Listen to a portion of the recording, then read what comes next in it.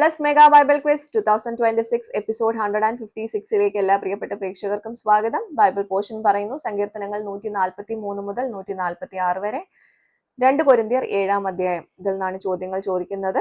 ക്വസ്റ്റ്യനിലേക്ക് പോവാം. ആദ്യത്തെ ചോദ്യം, യഹോവ ന്യായം പാലിച്ചു കൊടുക്കുന്നത് ആർക്ക്? യഹോവ ന്യായം പാലിച്ചു കൊടുക്കുന്നത് ആർക്ക്? രണ്ടാമത്തെ ക്വസ്റ്റ്യൻ, യഹോവയുടെ എന്താണ് അഗോചരം എന്ന് പറഞ്ഞിരിക്കുന്നത്? യഹോവയുടെ എന്താണ് അഗോചരം എന്ന് പറഞ്ഞിരിക്കുന്നത്? മൂന്നാമത്തെ ചോദ്യം, ദോഷകരമായ വാളിങ്കൽ നിന്ന് രക്ഷിച്ചത് ആരെ? ദോഷകരമായ വാളിങ്കൽ നിന്ന് രക്ഷിച്ചത് ആരെ?